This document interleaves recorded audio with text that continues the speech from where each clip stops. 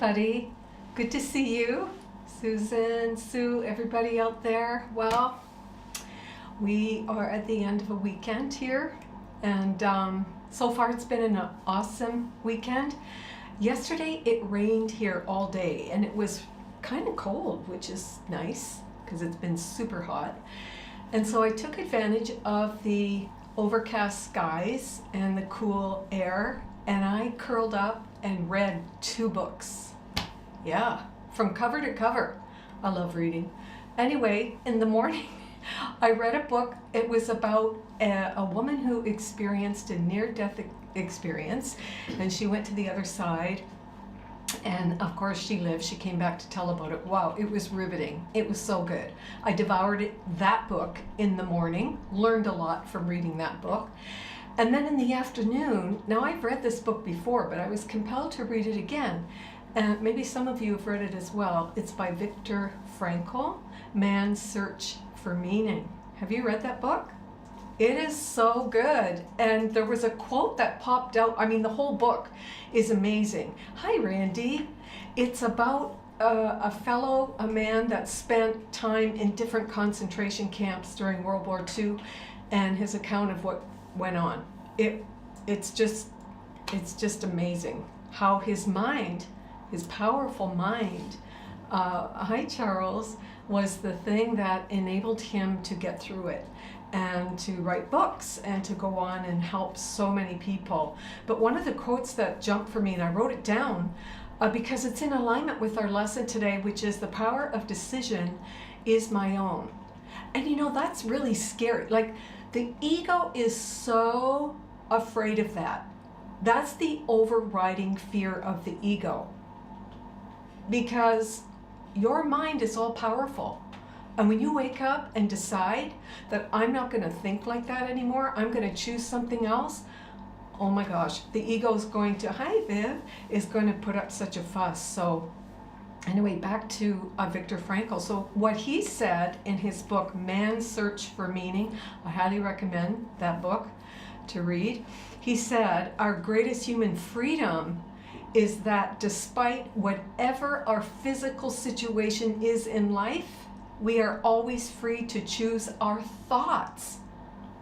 And we know that. But in reading his book and seeing how he was able to grab hold of that thought and change it, completely gave him a different inner environment of peace and harmony and, you know, steadfast determination to stay in a place of hope and whatever else it takes to get through this. It was so good. I couldn't put it down. So I actually devoured these 2 books, and it was just in time for dinner. I know. Hi, honey. Ariana and Celeste. Ariana, I can see your message here this morning. And you know, last week, I didn't see that you told us it was your birthday. It was your mom who let me know during the week. But you know what? Happy belated birthday. And to all our Course in Miracles people, they're wishing you a happy birthday too, a week late. But I don't always see the whole message on my monitor. So anyway, hope you had a great week. Yeah, love received. Thank you. Love received. All right. Okay, so then that leads me to think about, you know, I love Shakespeare too. So many of his plays, and the one that jumps out for me right now is Hamlet. Because in that play, the famous to be or not to be what? Hi, Yvette. To be what? So I was thinking, you know, Shakespeare was totally a mystic, and he was teaching us through his plays and everything else about what God is. So when he says through Hamlet, to be or not to be, what is he saying? What is he asking? What does that mean? And so again, I say to be God, to be love, to be one with everything that God is, to be an extension of goodness, or to not be. And if you are in a space of not being, then you have no self-esteem, you have a lot of pride, you're always angry, you are spinning in self-doubt, you know, So ask yourself, to be or not to be, who am I today? Am I being everything that God created me to be? And am I using the principle of forgiveness to get back in the garden? Or am I staying in fear, separation, turning my back on the atonement? Do you ever do that? I turn my back on the atonement because I want to make the ego real. Because when I get to make the ego real, I think that's my individuality and that's my autonomy, and I think I'm all that with all my concepts. I mean, it's just ridiculous. But we do that. It's a habit. And we are now in the process with this speed up. Can you believe it's what? April the 21st. I can't even believe it. Right? In the speed up, oh man, we need to get it. To get it and to say, to be or not to be, I be what God made me to be. Hi, Su Yin. That's what I'm being today. And so I'm saying, as I sit here before you with all of you, and maybe we'll all just say this together, I am what God created. I am a thought in the mind of God, an idea in the mind of God, and I can never be outside of that. So I am not going to not be what God said I am. I'm not going to not be what God said I am today. I'm not going to say I can't. I'm not going to say I don't have. Listen, we have everything. We really do. Even Sai Baba, in so many of his discourses, said, you know, all wisdom and knowledge has been placed within you. So you have everything. And I love this season. This is the season of mid-spring. We are in the Taurus season. And the keynote statement for Taurus season is, I have, therefore I am. I have everything that God says is true.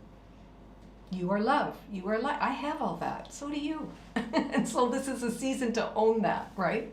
I have, therefore I am. I have everything. Everything is within me. So we're going to go through the lesson. I'm not going to read the whole thing because I'm going to interject with other things that I brought up, that I've brought here. But I found, remember last week I talked to you about David Whyte? I don't know if any of you researched him and saw some of his poems. But there's a poem that he wrote recently with a great photo on it.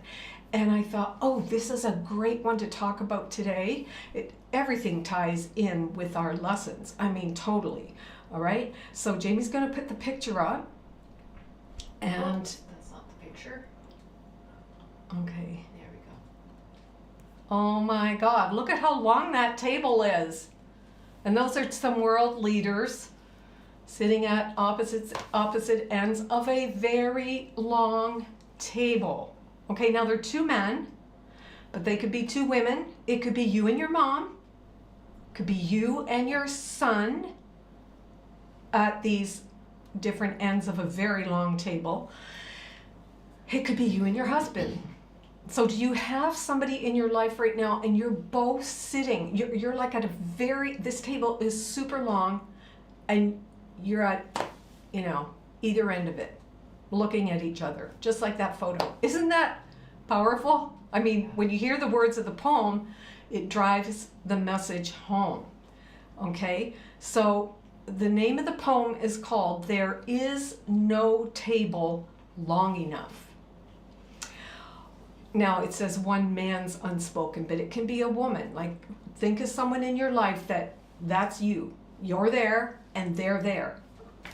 Okay, so one man's unspoken inner edge of darkness, unconfronted and untransformed, sitting far away in his or her own fear, like someone looking through the wrong end of a child's telescope, like someone sitting at the end of a absurdly lengthened table, holds his intimate circle in fear of death and torture, threatens their families, poisons their lives along with his enemies, sews everyone into the straitjacket of immobile fear, then carefully tailors a uniform of death for every single one of his bullied young men to wear. Now you just have to think about you in that situation, you sitting at opposite ends of a table with your perceived enemy, and how it affects everything. May we see then in this allegory, as we too in this time sit so far away, the simple way in individual life generosity saves so many lives in the future. May we take the time while we confront this fear now on the outside with necessary and courageous physical action to preempt any future evil by bringing every hidden edge into the light, by bringing our inner troubles into the conversation, where heads are allowed to lean close to one another at a table shortened to the point of mutual understanding. There is no table long enough to keep us from our own unspoken darkness. But thanks be to God and every power beyond us, there is no table long enough to hold the riches of darkness transformed, to hold the wine raised and the bread consumed, to hold every item of our shared bounty, brought from every field of our endeavor, in a promised future, but despite ourselves, will always be destined to forgiveness. Isn't that great? That really, to me, is so powerful because, we look out at our world leaders, we look out and we see this long table, one here, and we never think about how that same long table is in our own life, with you at one end and your perceived enemy at the other. And we project it out and we call those world leaders bad. Look at them. And yet, it's in our consciousness. And so David White, in this beautiful poem and this photograph, just drives it home. I think it's so powerful. All right. Don't you, Jane? Yeah. You can really see that because we're so easy to point the fingers at world leaders. And remember, this whole world is a dream. Everything you see in the world is but a projection of your own unconscious thoughts. And you're seeing it out there, you're mad at it, you're attacking it, you're defensive, all of the nonsense. Wow. But when you change your perception and you get over into this field of love light, where only love is real, then you see things differently, and you would see that as a call for love. That is a call for love. If you're sitting at a long table with a perceived enemy, you're calling for love, and they're calling for love. Who's going to be the one to love? Which is to forgive, right? We're always waiting for that other person. But if it's to be, it's up to me. To be or not to be. Who am I being when I am not being what God said I am? Yeah, I have everything. I am that. I am. So, anyway, all right, well, we'll do a little bit of a meditation to center ourselves and get in touch with our beautiful spirit. So with that, I invite you all to go ahead and close your eyes.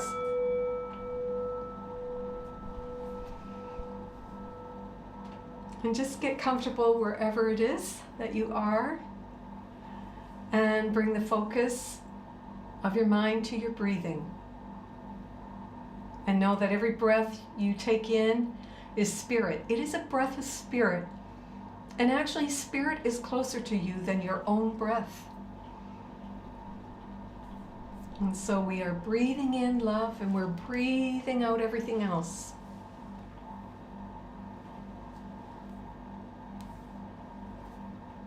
And I want you to think about the unholy trinity, as it's called, of sin, guilt, and punishment. Sin, which is insanity, guilt, and punishment, the unholy trinity of the ego, and how you have lived by that. And this morning as we breathe, or this evening where you are over there in Canada, we are going to breathe and know that we are not that we are trinitized beings of love. And that we hold in our heart chakra, our beautiful heart chakra, an altar with a burning flame. It is blue and pink and yellow flames of divine will and divine love and divine wisdom. You are a trinitized being of will, love, and wisdom. That is who you are. Everything else you made up. And so we focus on this threefold flame in our heart chakra. And we see the blue, divine will. Today I do God's will, divine will. And we see it dancing with the pink flame of the mother's love. And these two flames dance together, forming a beautiful violet light. And we add to the mix luminous yellow of wisdom. The result of divine will and divine love is wisdom. And we see a luminous violet fire with golden flecks. And we allow this fire to burn in our heart. We see it. It's beautiful. It's very healing. And with every inhale and exhale, we allow this flame to grow. And we see this flame engulfing our physical heart in the purity of God's desire, the violet fire of the I Am. And then in our mind's eye, we see this flame, the flames reaching up above our head and dropping down to below our feet until we see our entire body engulfed in this beautiful violet fire. And we quietly say to ourselves, or think it in our heart, I am a being of violet fire.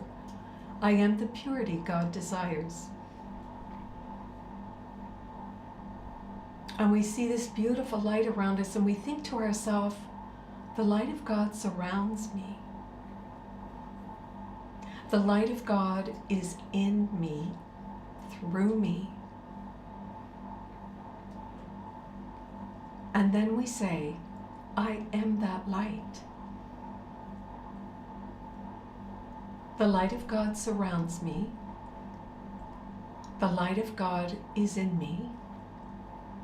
I am that light. And the cooling violet flames begin to crackle away the darkness that you've carried, the darkness of not being what God created you to be, the darkness of no self-worth, gone in the violet fire, the darkness of concepts that you made up and live by, gone in the violet fire. Unforgiveness gone in the grace and by the grace of the violet fire. Everything that is not of the light is being burned away. Your entire aura is filled now with light, love, forgiveness, joy, peace, happiness, goodness, kindness, everything that God is, because the light of God surrounds me. The light of God is in me. I am that light. I am that light.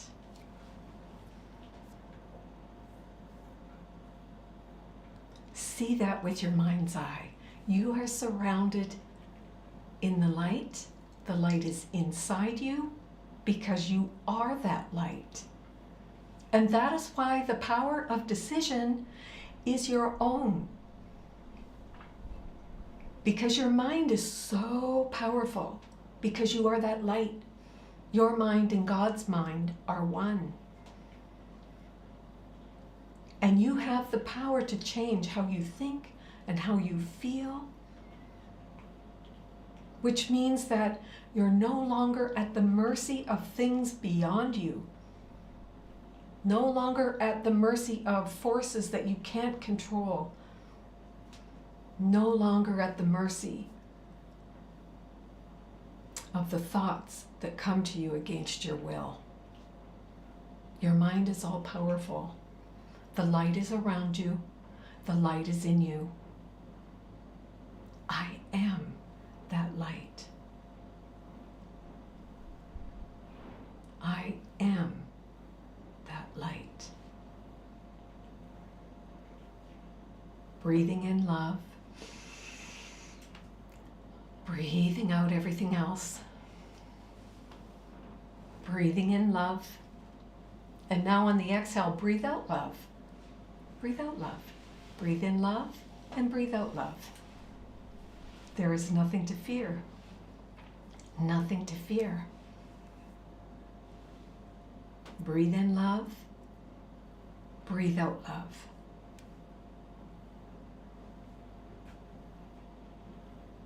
You are completely invulnerable when you own the light of God is around me. The light of God is in me. I am that light. There's nothing in you that wants to attack. There's nothing in you that wants to defend. You have made a stand in the light where you are totally invulnerable, where everything is meaningless. Anything in this world that causes you any kind of whatever means nothing to you anymore. You see everything as a call for love, if it's not love. Why? Because the love and light of God surround you. The light and love of God is inside of you. I am that love light. It's a beautiful thing. It is a beautiful thing. And from this place, every decision that you make will come from the Spirit guiding you, because you are standing in light, as light, for the light.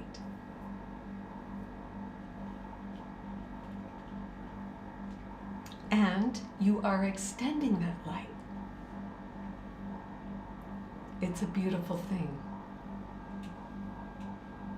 You are rewiring your brain, training your mind to know truth. The light of God surrounds me. The light of God is in me. I am that light. I have everything. To be or not to be. Today, I choose to be that light. I choose to be that light.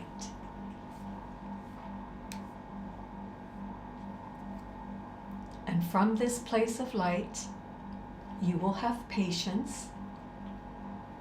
You will have understanding. You will have compassion. You will have forgiveness. You will be kind and considerate.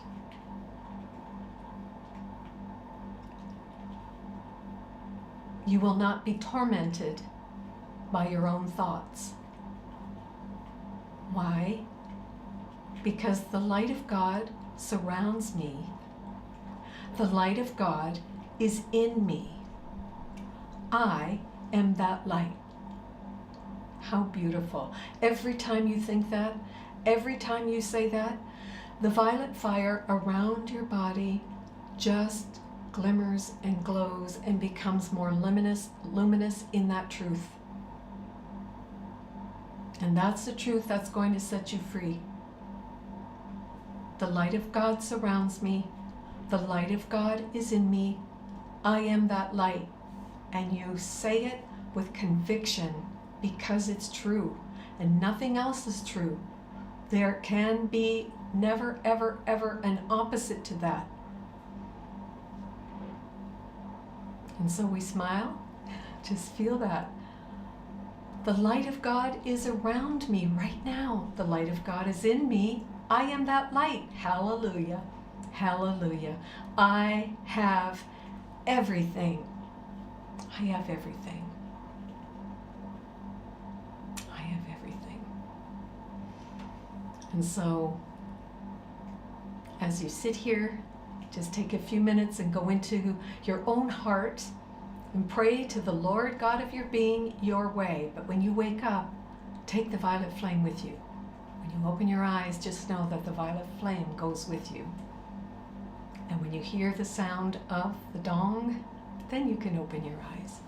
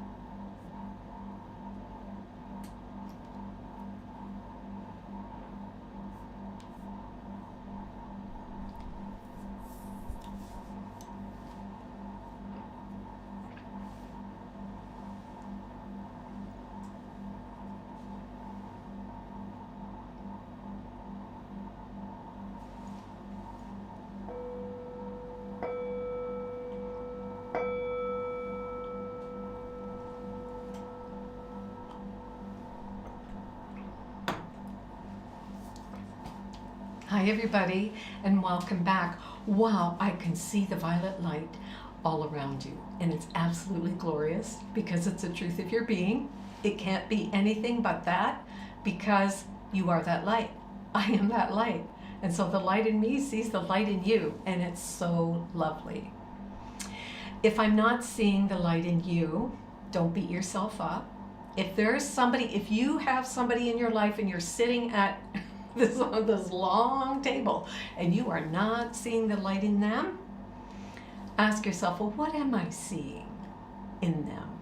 What am I seeing in them? Because they are going to mirror what I'm not seeing in myself that needs forgiveness, right? Because the name of the game is forgiveness.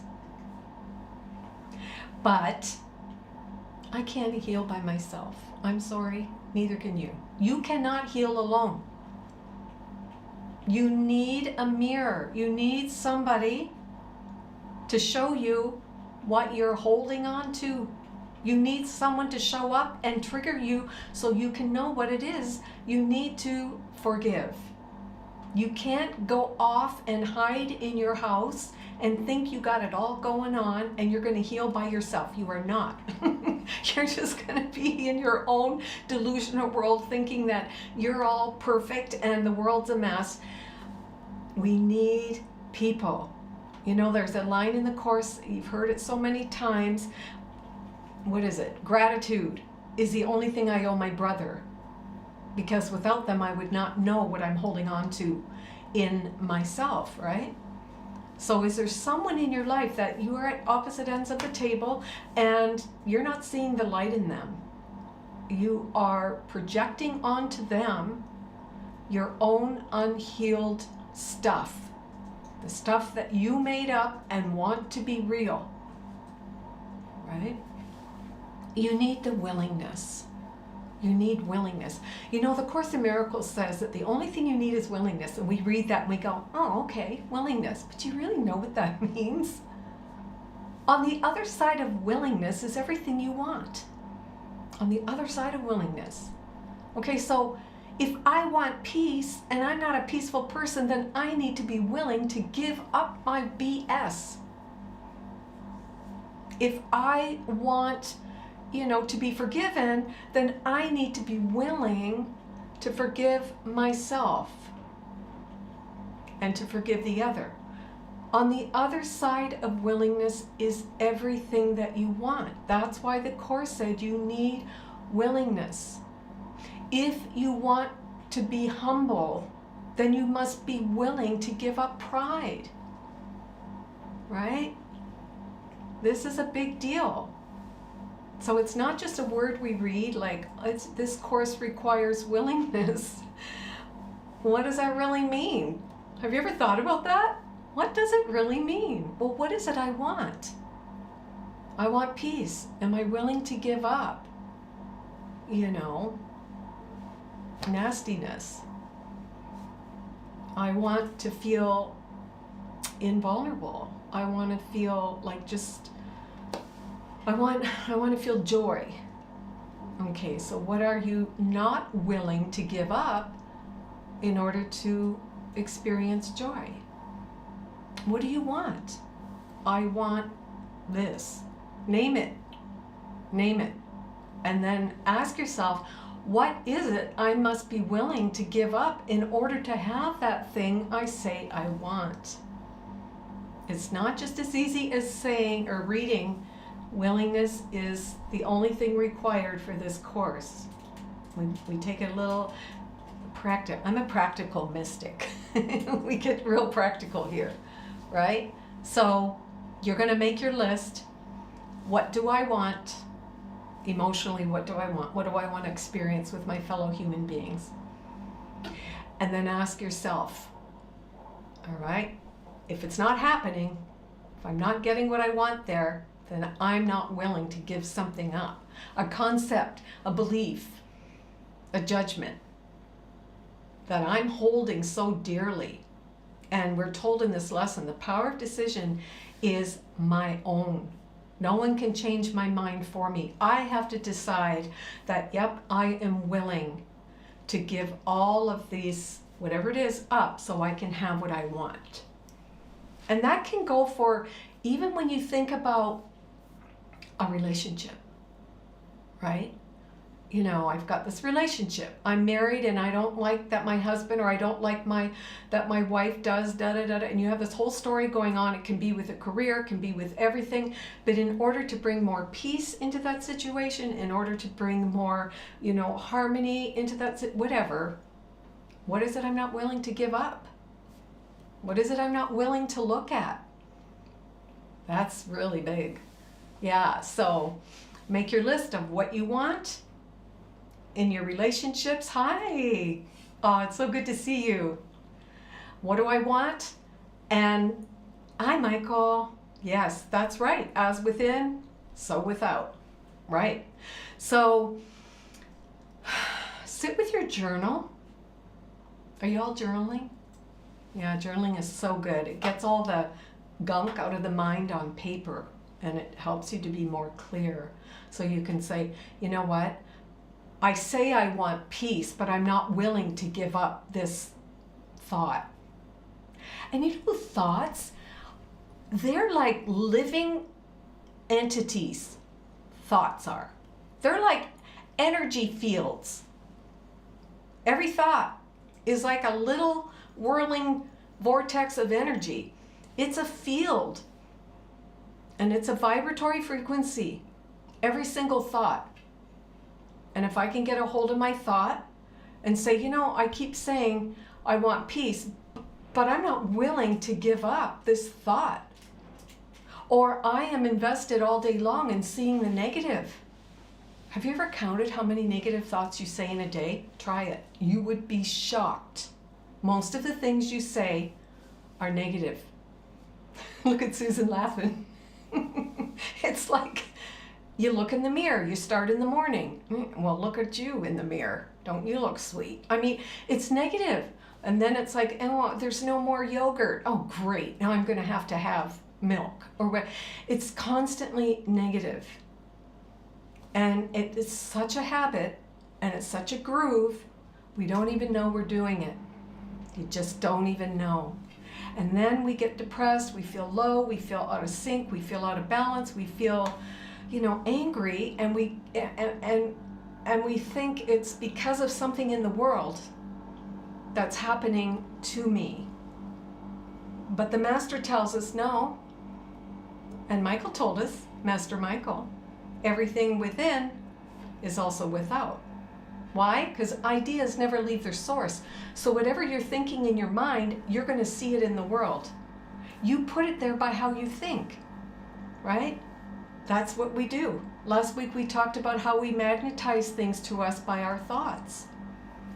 And so the power to change those thoughts are with me. So again, if I want peace and joy and happiness, if I want to be that, then I have to be willing to give up these negative thoughts. I have to be willing to lay those to rest and claim what's true. And it's just phenomenal. If you take tomorrow and you decide, you get up in the morning and you say, today I'm claiming that the light of God surrounds me. The light of God is in me. I am that light. That is true, and there's nothing outside of that. Truth is whole. There's no opposites to truth. And so I'm going to claim that. When I get up tomorrow morning, I'm going to claim that. Okay? And from that place, I'm going to say, guide me, teach me, hold me. Let me know when I am tempted or about to go negative. Because that thought, that living entity, that force field of whatever the vibratory frequency is of that thought you're holding, is going to put me in a hellish state of consciousness, or it's going to keep me in heaven. The choice is mine. And, so many times we'll say, well, I know I'll feel better if, when. So we're making the separation. We're thinking that the world has to shift for me to be happy. And no, not going to happen. It's like I need to choose now, because the power of decision is my own. I can change my mind now. I can change how I think and how I feel. And then I won't be at the mercy of the world. I won't be at the mercy of the thoughts that I think come to me without my will, right? And then I get back into a consciousness of heaven, a state of truth where there's nothing outside of that. And that's why we have to work hard at training our mind, rewiring our brain. And we're doing all that, hopefully, whether it's through the Course in Miracles or you just deciding, not everybody does the Course, and you don't need to. You have your own thing going on. But here's the gist of it. You have to forgive the dream. You have to choose love over hate.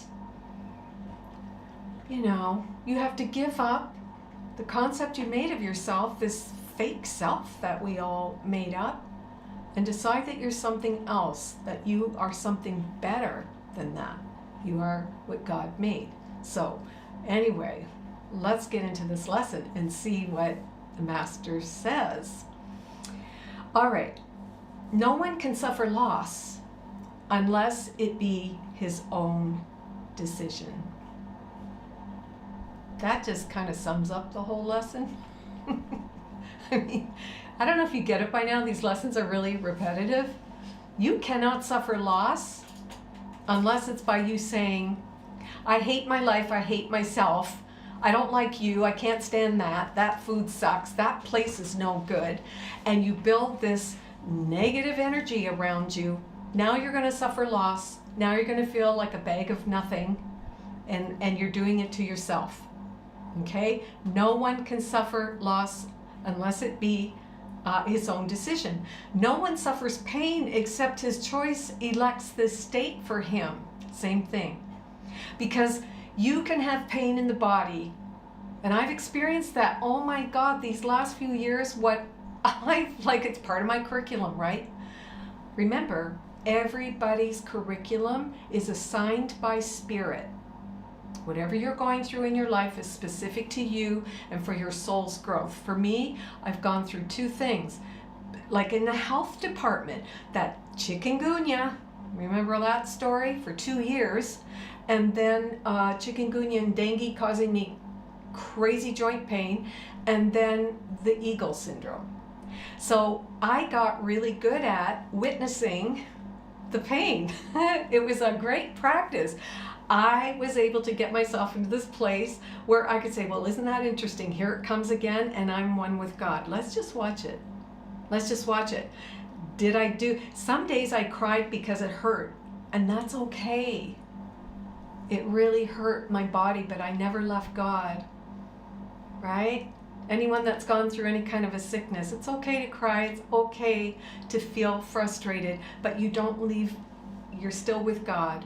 And after a while, the more you stay in this force field of love light, the less the focus is over here in the suffering and in the pain. It's like Jesus on the cross when he said, you know, forgive them, they don't know what they do. And he was one with the Father.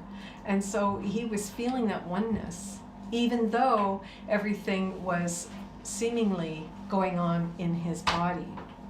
Okay, no one can grieve, nor fear, nor think him sick unless these are the outcomes that he wants. I don't want to see myself sick. Please don't keep me sick. I don't want to see you sick. I want to see you healthy and whole and well. And if you are sick, it doesn't mean that I deny that you're sick because we're spiritual. No. I recognize that your body, you're dealing with something, and I'm here to support that and to help you in any way I can, right? But I'm not going to keep you sick, meaning I'm not going to see you sick. I'm going to see you as the light of God. So anytime you're going through anything, don't deny it. It's there. It hurts. Pain is real in the sense of you feel it. And that's okay. But when you stay over here in heaven, in a consciousness of all is well, watching what's happening here and saying, God, I am here, I am here. Oh, I am so available to you in this moment of this pain in my body. It's like a magic thing. The pain goes away. I've experienced it, right? And I'm sure, Michael, you've experienced that. It's the most phenomenal thing. And actually, it's not even a phenomena. It's what's real. Because remember, truth is true. When God said, let there be light, he didn't say, let there be sickness. He didn't say, let there be pain. He didn't say, let there be anything but peace. And so there can be no opposites outside of that.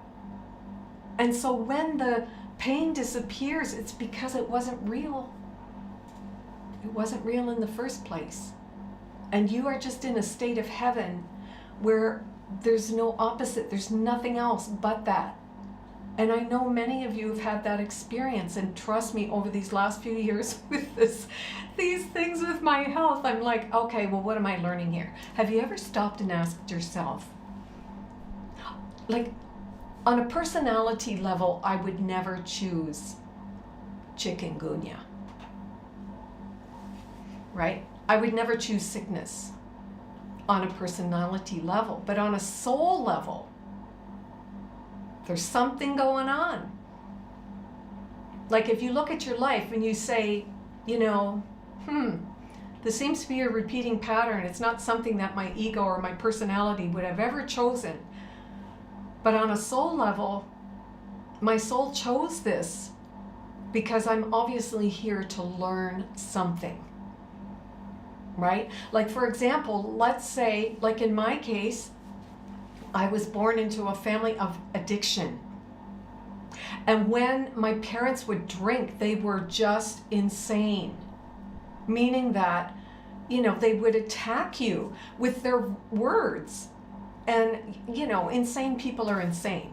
When you're sane, you don't say things like that. And one of the things that I heard a lot growing up when my parents were drunk was, you think you're so damn good. Now, would I choose that on a personality level to have a parent say to me, you think you're so damn good? Who the hell do you think you are, Deanna? Why would I choose that? I didn't. My soul did. Why? Maybe I was learning to be in my power. Maybe I had to have parents say to me, who the hell do you think you are? You think you're better than everybody else? You think you're going to grow and be something powerful? Yeah, I'm like 5 and 8. Who says that? Well, it's the crazy world of insanity. We say nasty things to one another when we don't see our own innocence.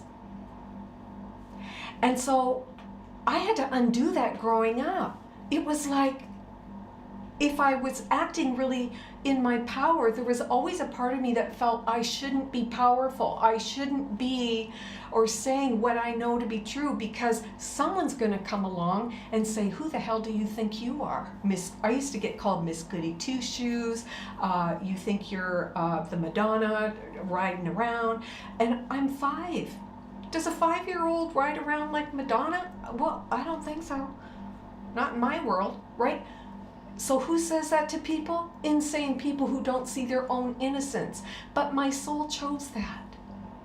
I didn't choose that. Personality-wise, I would never have chose that. Why would I choose to be born into a family of addiction? Because there's obviously something my soul wanted to learn, right? So probably what would happen in my life, if being brought into a family of addiction, I would be surrounded with addicts. I would meet addicts, the addicts would show up, there would be addicts around me. For me to forgive the addict in me. Not for it to reveal something within myself. Or for me to continue to attack. I get to choose. The power of decision is my own. Right? So, and then I'd run into people that were bigger than me, meaning more educated, stronger, bigger. And I had to learn not to minimize my own power or my own ability to stand up and take up space on the planet. I had to learn that. That's what my soul wanted to learn. Why would I have a parent say, who do you think you are? What, you think you're better than everybody else? I could have went one of two ways. I could have shrunk in that and felt unworthy and like, oh my God, I can never grow because my dad said, who the hell do you think you are, right? Or I could say, what? And that, thank God, I said, what? Right? And chose something else. Of course, there was work to be done. Every time there would be a situation where there was someone bigger than me, and I would get that feeling of low self-worth, or I could never be like them, or I'm small. Something was going to be revealed. If I could see that, wow, this person is showing up in the same way that my dad did and my mom did, and these people in my past trying to push me down so that I could own my power. So I chose that at a soul level. Whatever's going on in your life, you didn't choose it on a personality level. If there's like a main theme, your soul chose it because there's something to be revealed, something to learn. And it's really powerful once you get that, because then you would approach your life with curiosity and not condemnation toward that person or toward yourself. You would be very curious about why you're reacting in that way when they say that. Why am I reacting that way? Your curiosity would be tweaked a lot, and you would be open to it, right? Because you know that at some level your soul chose this because there's something fabulous to be revealed. And what is it to be revealed? The I am that I am, the true you. The power of decision is my own. And when somebody shows up and wants to push me down, I get to decide who I am in that moment. They are there because I put them there by how I think. When I was a child, I learned from being told, the things that you heard in your childhood, you came up with, out of that, a belief about yourself. And you will keep meeting those beliefs until you stand up and go, oh my God, I get it. My soul brought this to me because I am learning that I am not the body. I am a spiritual being having this physical experience, and it is my duty and my responsibility to my own I am presence to stand in my power as the image and likeness of everything God. And today I choose to do that. And so I'm very curious now about my life, about these people that have shown up and I went small. Is there people in your life that you went small around? You know, you shrink around them. Yeah, I'm telling you, it's so it's so spot on. Okay, I wrote a quote here. Where is it? And you know, I didn't put where it comes from the text. It's okay. Your brother is the mirror in which you see the image of yourself as long as perception lasts. So if you don't see your own innocence, if you don't see your own beauty, then you are projecting and you are perceiving people attacking you. You'll never see the innocence in yourself until you see the innocence in other people. Right? So your brother's the mirror. That's why you can't heal alone. And what do we do when we don't like people? Oh my God, we cut them out of our life. We ghost them. Have you ever been ghosted?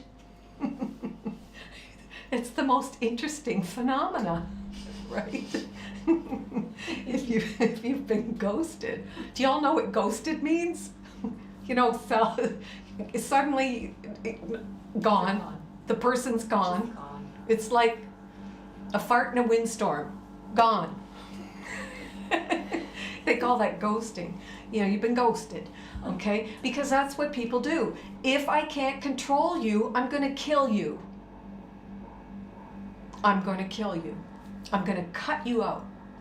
Done. And I'm going to go over here and think I'm holy in my unholy trinity of guilt, sin, punishment, fear. I'm going to stand in that, but I'm so unconscious I don't even know I'm there. And I've cut all these people out of my life so that I can feel puffed up. Oh my God, you are in a consciousness of chaos. You are in hell and you don't even know it. You just don't even know it. I'm telling, can you relate to that? I've done that. I have done that in my life. Yep, it was hell. It was hell. Yeah, until I woke up. Oh my God. All right. So, your brother is the mirror of yourself. As Michael said, as within, so without. Wherein you see the judgment you have laid on both of you. If you say, oh, they're too, you are talking about yourself. Always. Always. There's nobody out there. The Matrix. There's nobody out there. It's all you. It's all you. And the power of decision is your own to change your mind about who you say you are, to be or not to be. That is the question. That is the question. Okay, so then what do? The building of a concept of the self is what the learning of the world is for. You made up yourself. You made yourself up. Your concepts, your beliefs. You know, I this. And listen, you know what? The ego is invested always in keeping you away from God, always, and keeping you from knowing that you have the power to change your mind. It never wants you to succeed. It's a trickster, and it's all over the place. It's just one big ball of confusion. You'll never figure out the ego. Never. It's an illusion. It's an illusion. So we built this concept of a self. It's like, these are my beliefs, and this is what I like, and this is what I don't like, and if anybody goes against that, I'm not happy, and there you go, sitting at opposite ends of the table. And we got a lot of that going on in the world right now. Israel, Iran, Iraq, you know, Europe, United States, it's all over. Everybody is sitting at a long table. Yeah. And that's why the world you see is a projection of your own thoughts. Again, who's at a very long table with you? Okay, so you're learning what the world is for. This is its purpose, that you come without a self, and you make one as you go along. Oh my God, you come into the world, you're this beautiful, pure little, you know, you're just a spark of love light. Then you start making up a self as you go along. And by the time you reach maturity, You have perfected it to meet the world on equal terms. So you make yourself up to match the world.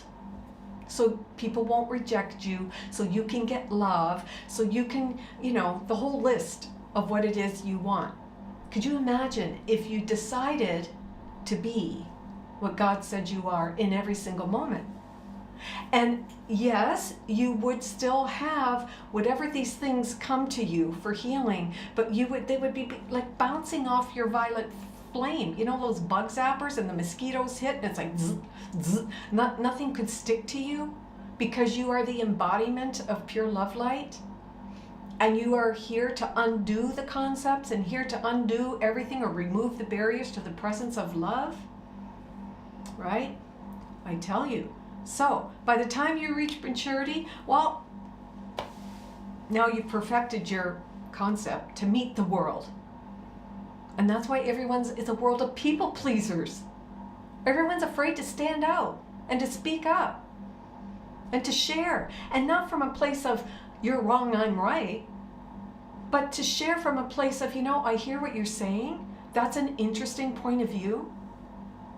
But I was thinking, and there's this conversation going on that no one's attacking each other. And even if one side comes across as being a little bit, you're standing in the Garden of Eden. You're standing in love light, and it bounces off of you because you're not going to be engaged in a conversation of attack and defense. Okay, I hear what you're saying. It kind of doesn't sit a whole, with me, but you know what? I can get what you're saying.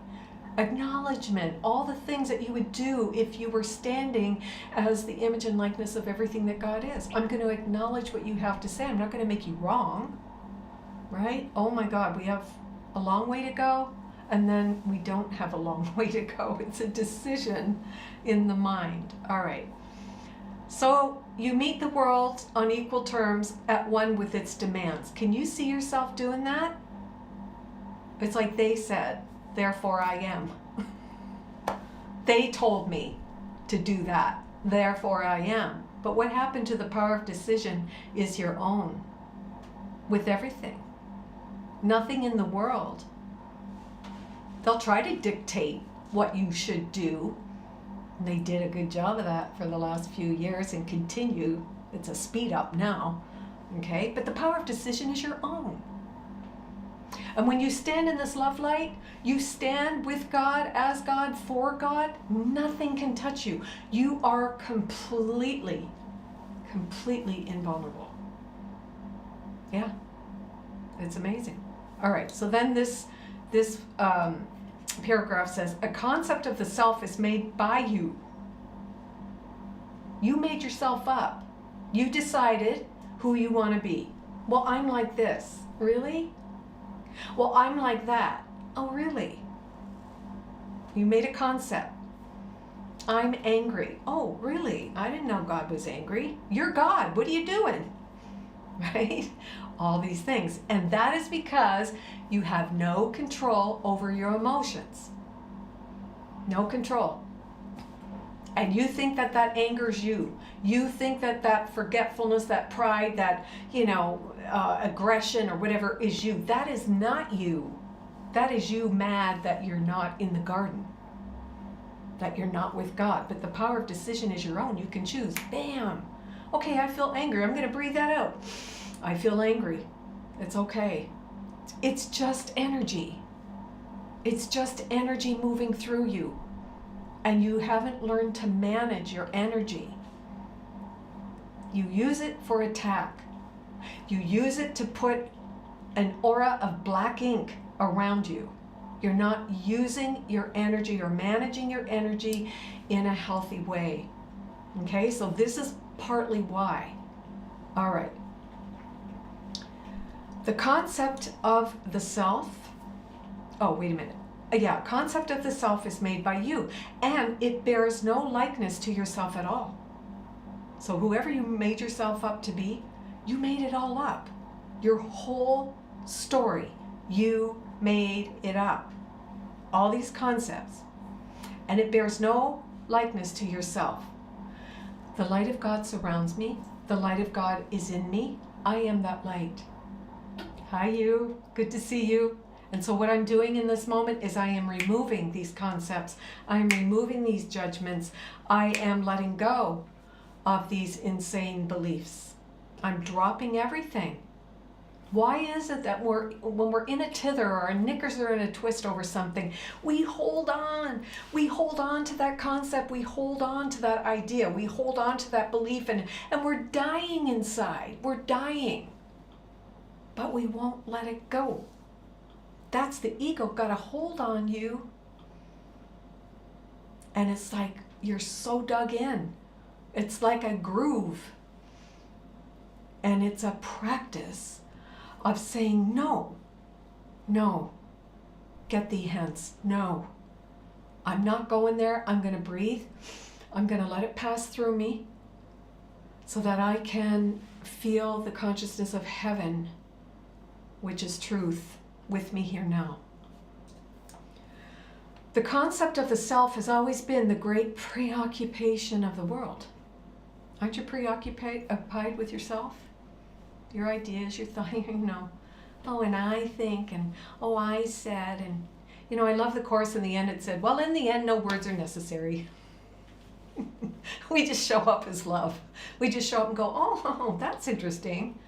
Like I said last week, I don't care. I personally don't care. If you watch the news, I don't care if you stand on your head. I don't care if you run down the street naked. Like, whatever you need to do, it's your life, it's your journey. You don't even have to tell me. It doesn't matter. It doesn't matter. I'm a practical mystic. Really.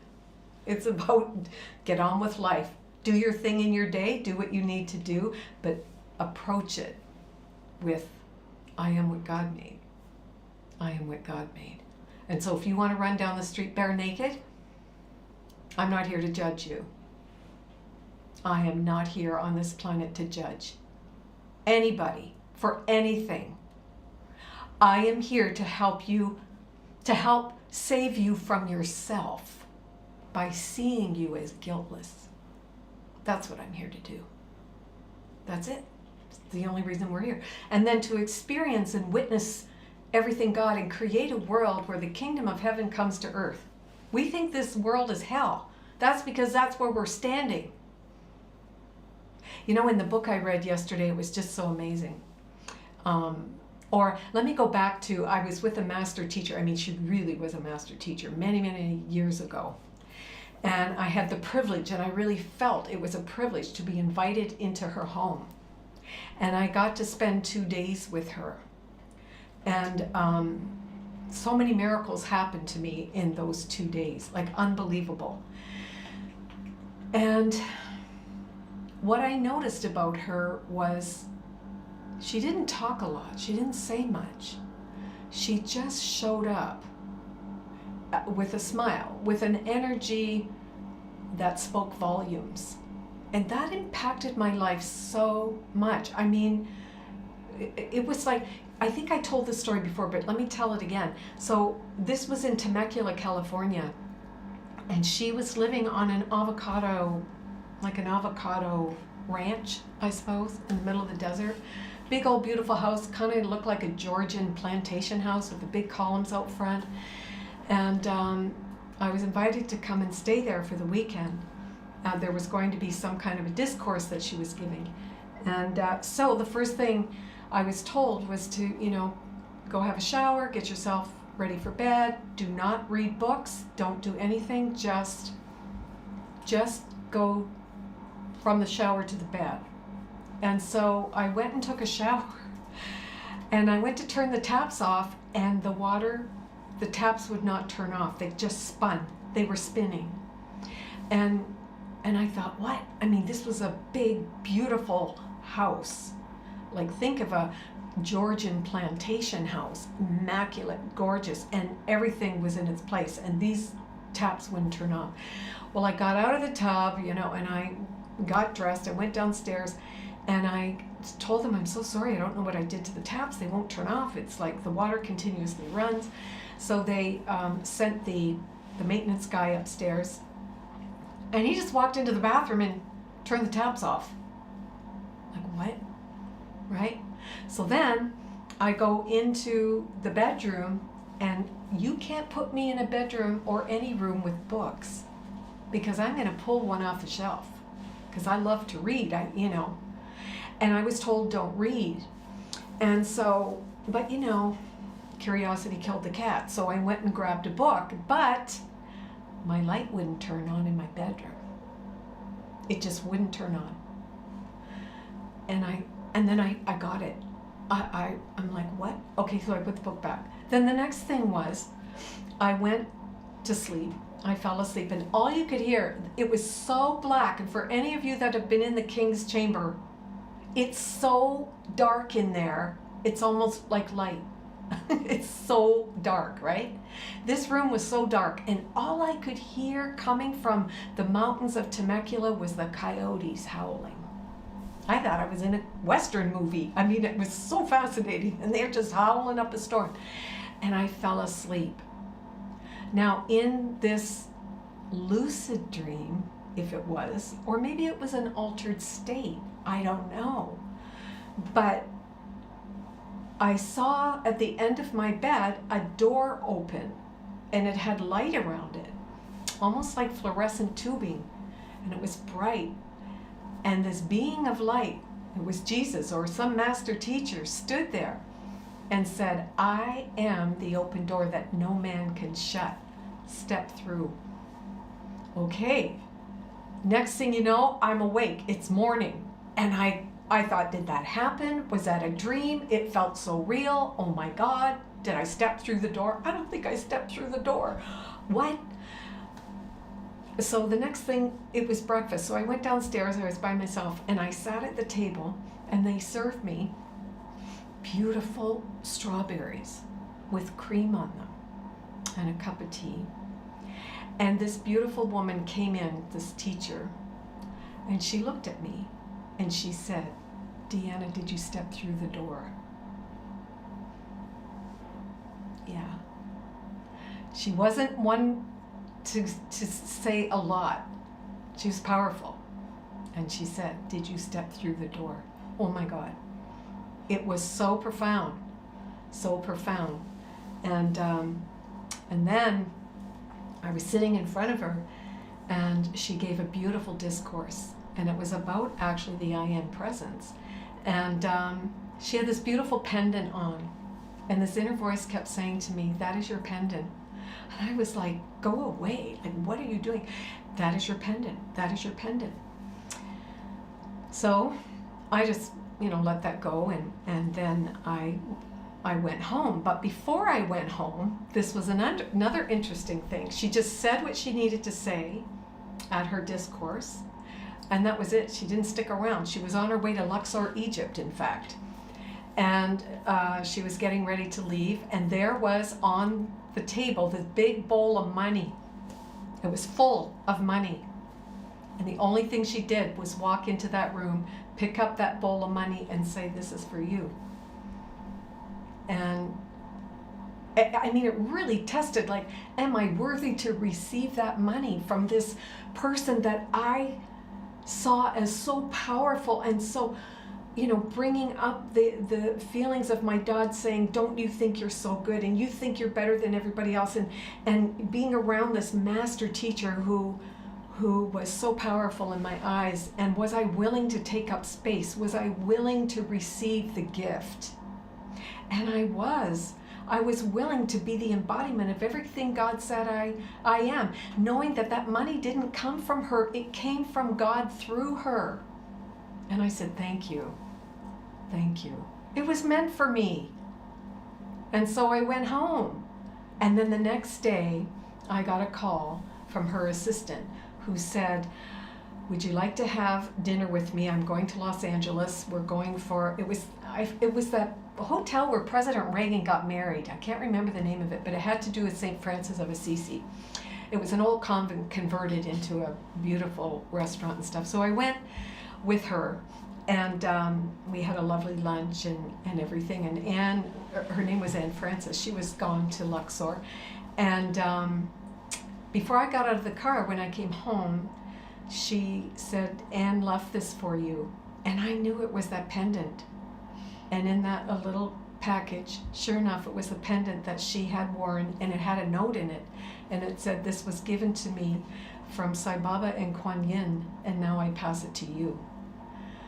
I'm telling you, if you can think about what I told you in the beginning of this talk, I was told as a child, you're not good enough, you'll never amount to anything, you think you're better than everybody else, you're this, you're that, you're all these things, right, from a drunken father.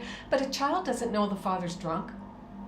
You don't know that your parent's crazy. Parents are God to you, so you take everything they say in, and you're like this little sponge. And so when, you know, this beautiful woman who was so advanced in her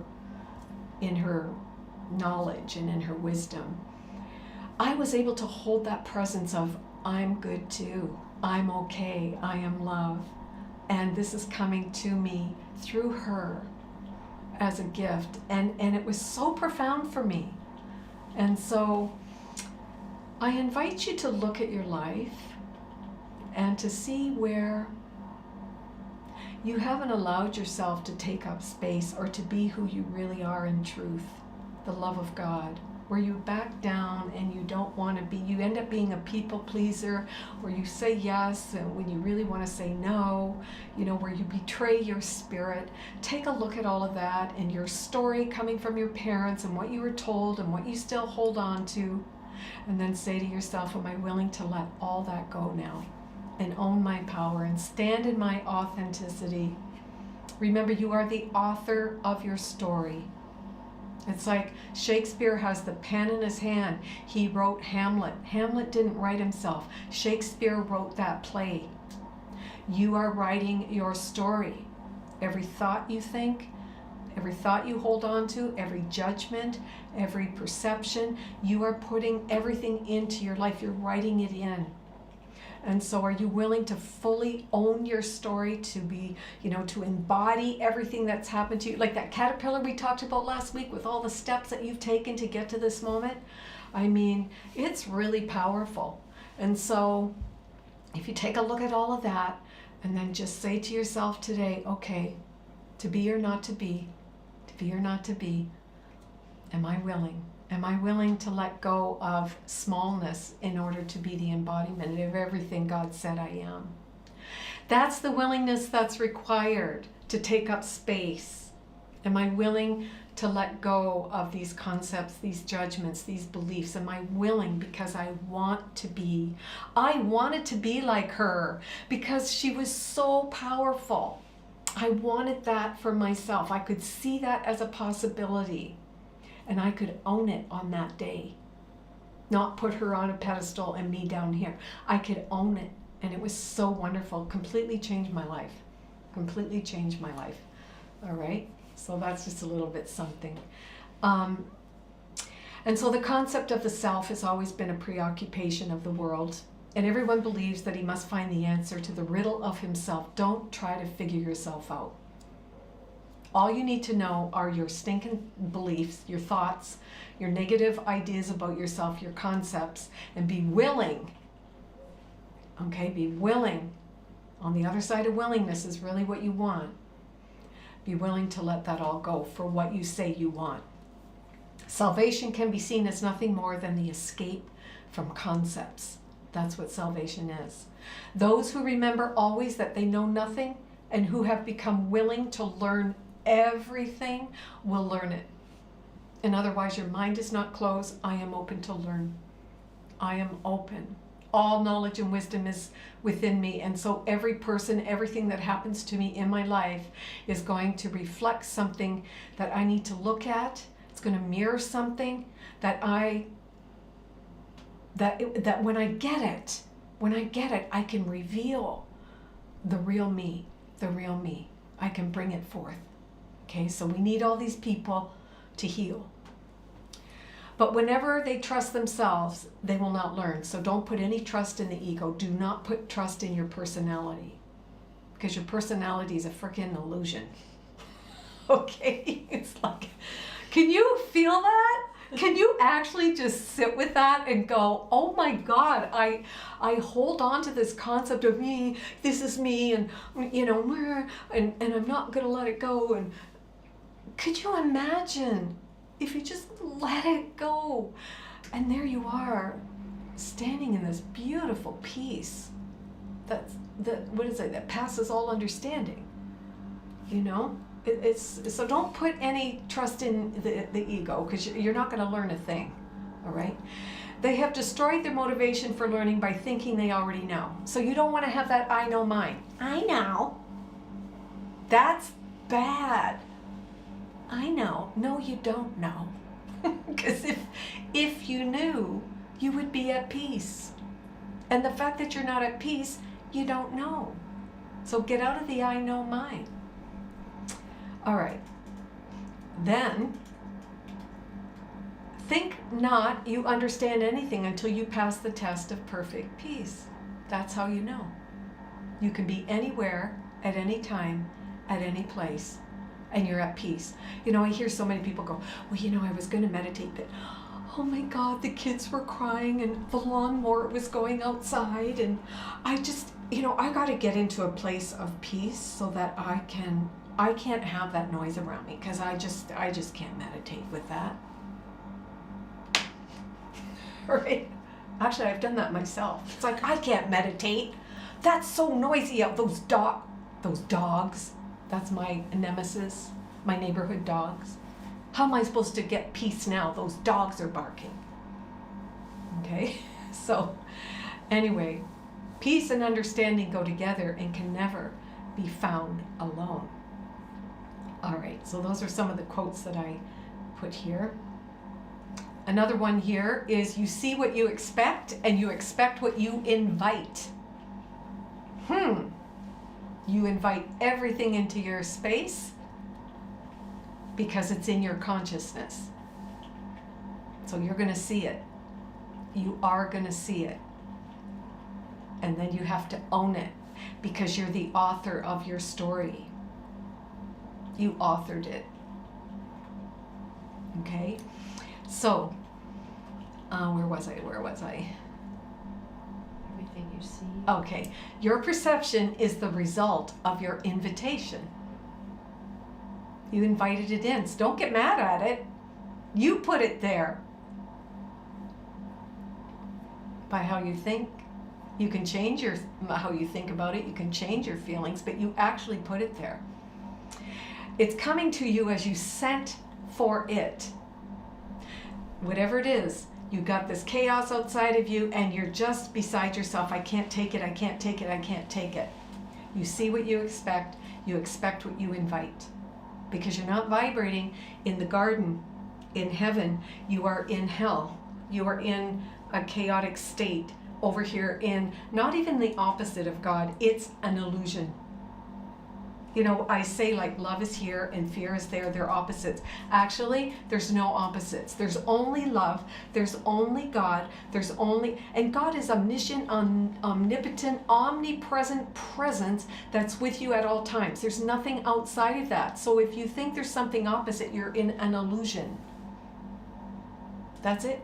Because there's only love. Only love is real. Fear is the opposite of love. And fear doesn't exist. It's an illusion. It's like the Matrix. All right.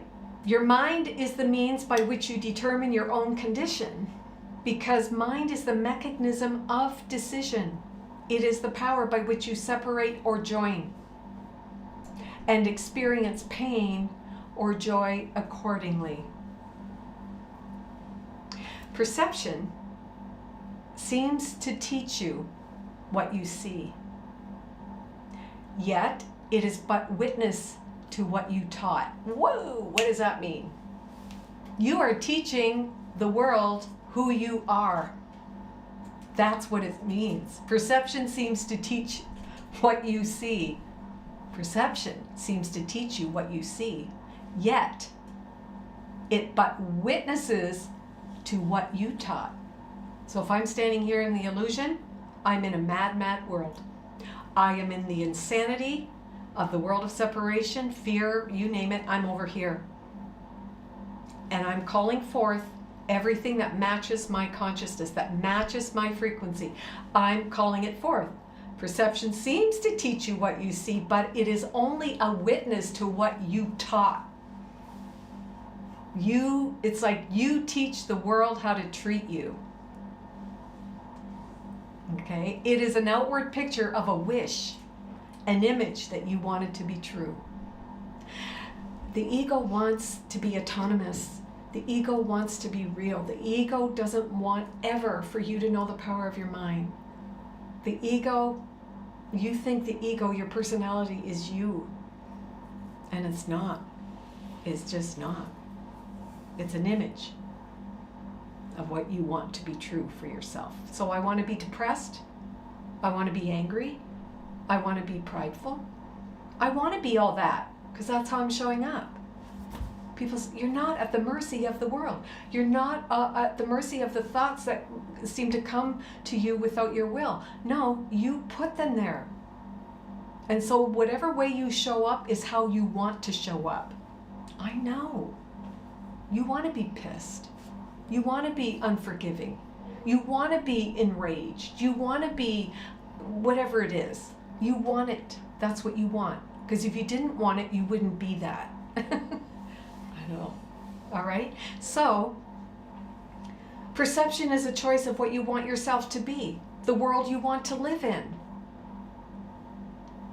It's plain and simple. The Master says, and the state in which you think your mind will be content and satisfied.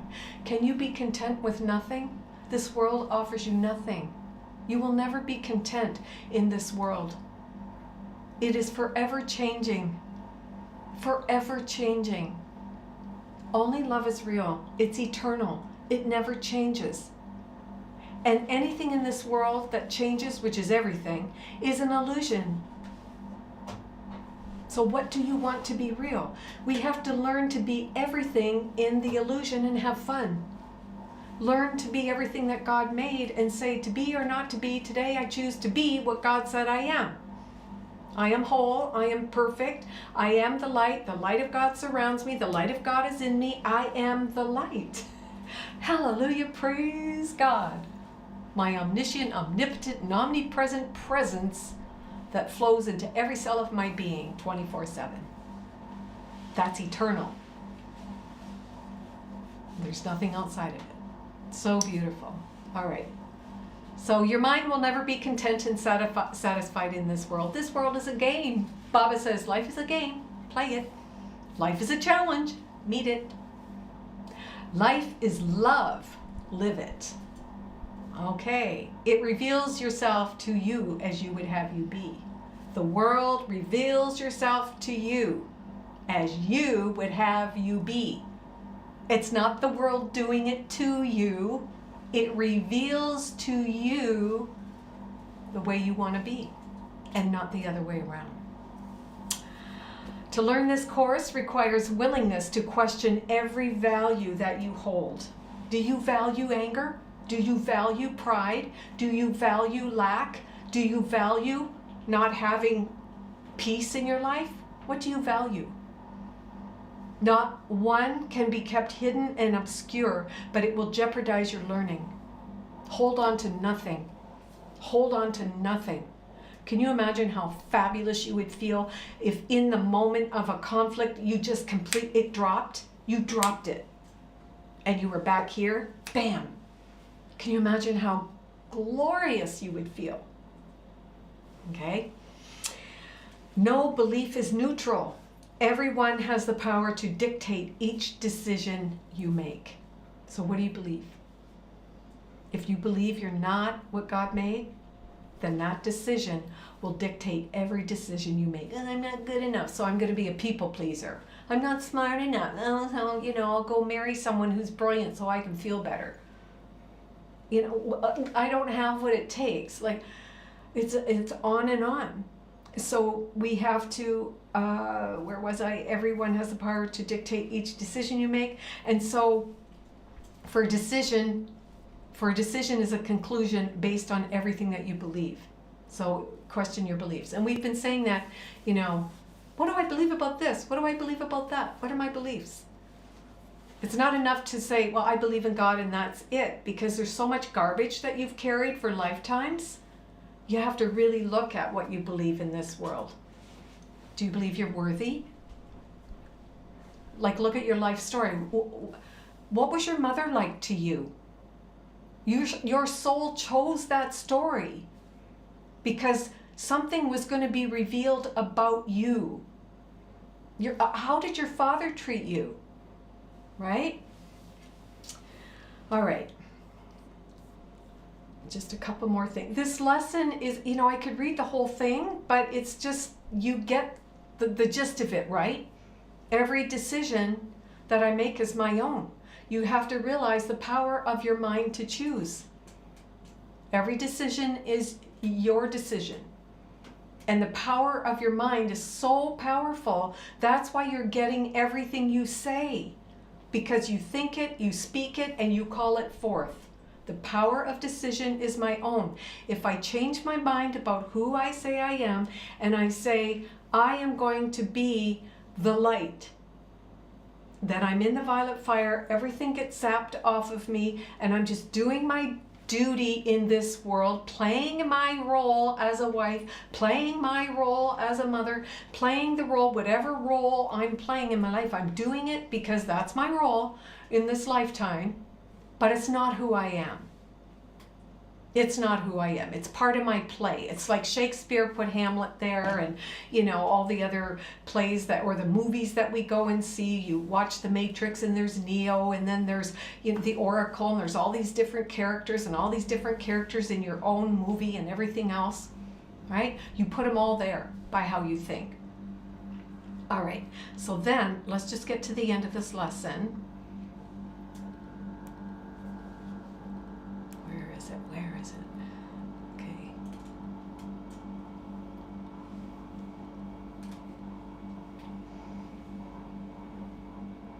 All right.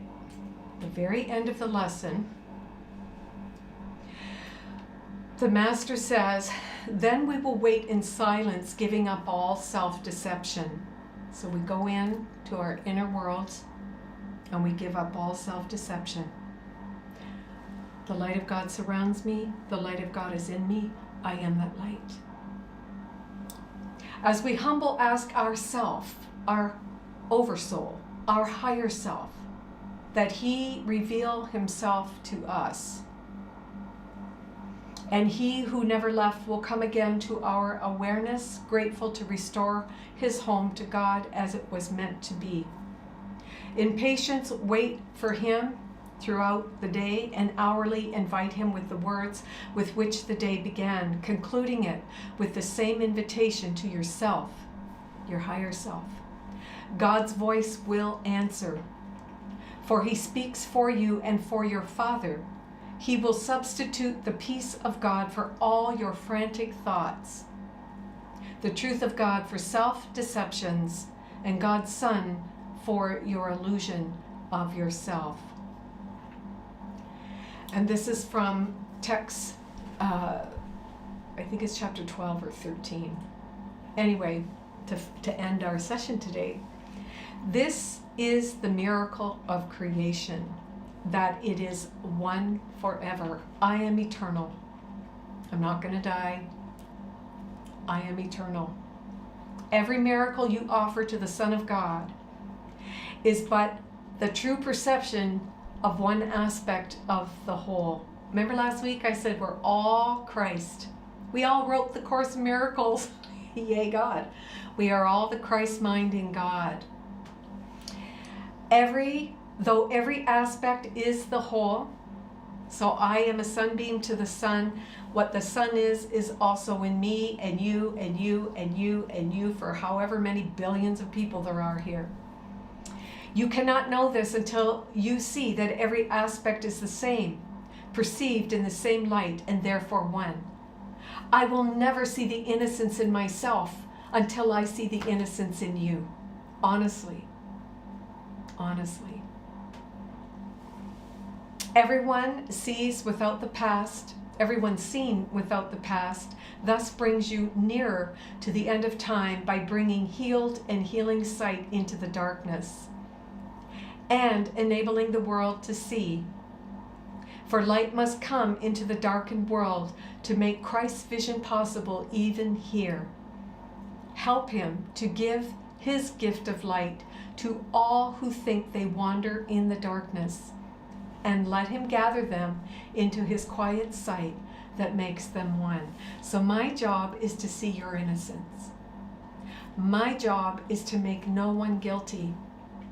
We are all innocent beings of the one light.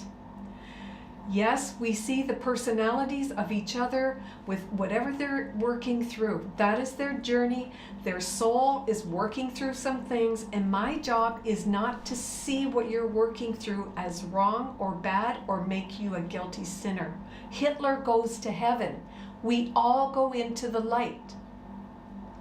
But I can bring heaven here now by seeing the innocence in you. And that is when I see the innocence in me.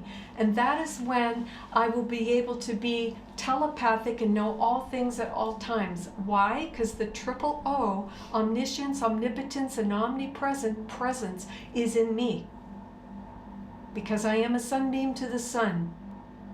And so like my great friend and master teacher was able to know what my dream was by saying to me, did you walk through the door? How does that happen?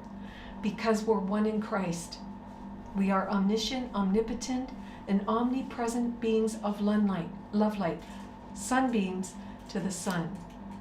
And so I conclude today's lesson by inviting you to remember, as I will too, the light of God surrounds me. The light of God is in me. I am that light. Thank you for tuning in. I hope you have a wonderful day ahead and a great rest for my Canadian friends. I love you all so much. We love you all so much. Thank you to Jamie, and I'll see you next Sunday for another session. Thank you so much. Bye for now, everyone. Bye.